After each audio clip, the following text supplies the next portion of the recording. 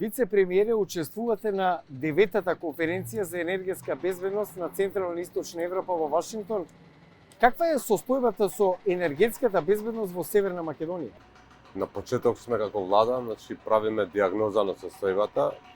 Тоа што наследивме не е тоа што посакувавме, има доста проблеми, посебно во енергетскиот сектор, посебно со рек Битола, но ние не сме тука само да констатираме, туку напорно работиме со нашите стратешки партнери, со професионалци, да се опорави ситуацијата и Македонија да биде безбедна во овој сектор.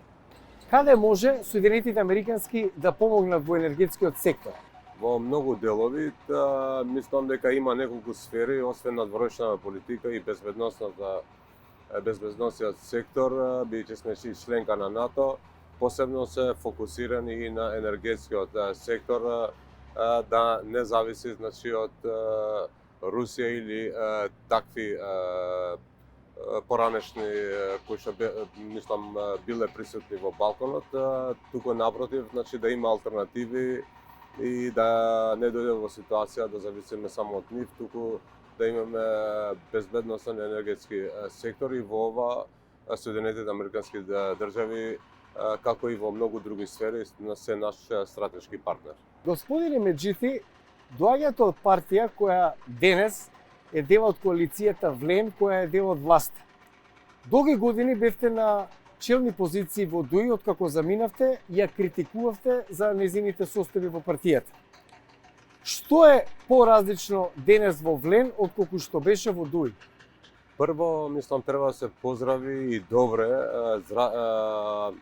за демократските процеси, да има промени во албанскиот кампус, бидејќи долго време имаше една силна политичка партија која на 20 години е на власт, што не е карактеристично за демократските држави, и имаше расцепкана опозиција. Сега, во албанскиот кампус има два блока и тие се надпреваруваат во идеи, во програми, во платформи, со што придобивка и за албанците, но и за целата држава, бидејќи конкуренцијата е тоа што западниот свет го раздвижил, така да мислам дека ова ќе придонесе и за подобар стандард, подобро образование, подобро здравство и во албанскиот кампус. Меѓутоа, критиките веќе надоаѓаат. Два инциденти со спикерот Гаши, несоодветни кадри, како што беше случајот со Африона Вервизиоли. Некако впечатокот кај обичниот граѓанин, албанец, е дека работите не се променети многу. Не би рекол тоа, разликата е во тоа што и кога правиме грешка, што е својствено, мислам, во политиката и во животот, ние имаме храброст да го прифатиме и мислам да се подобриме во овој случај.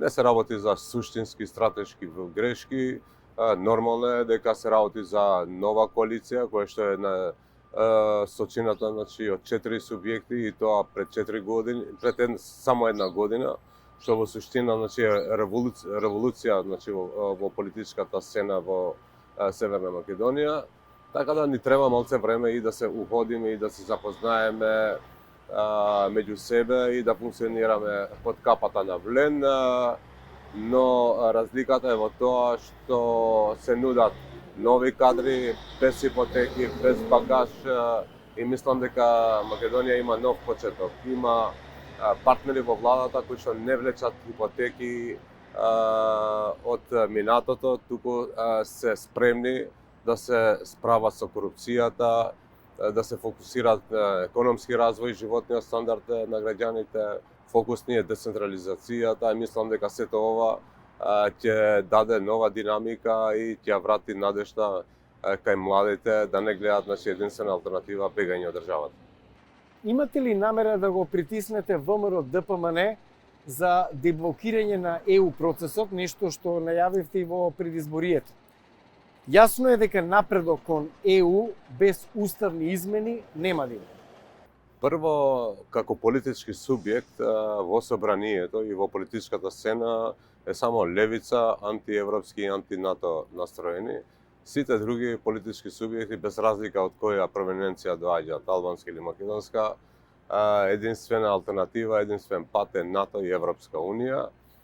Во принцип, значи, и нашиот партнер ВМРО ДПМН исто гледа на ова како и нас, како и ние, така да со нив работиме и со стратешкиот партнери да го забрзаме овој процес, бидејќи тоа е за доброто на сите граѓани во државата. Вице-премиере, ви благодарам за разговорот за Гласот на Америка. Благодарам за можност.